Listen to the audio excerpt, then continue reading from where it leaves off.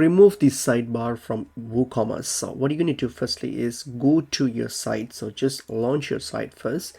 So just go to your site that you want to like remove the sidebar from. So just go to the site, and from there what we need to do is go to the customize option here. So click on the customize option here, and when you get to the customize option here on your left side menu here, depending on which theme or design that you have used, you will see a sidebar option here. So click on this sidebar option, something like this. So depending on the theme, you will see these different types of options. These options varies based on the theme that you are using, but for example, if you have a sidebar, you will see a sidebar option tab there. So what you're going to do is click on that sidebar option here to customize it.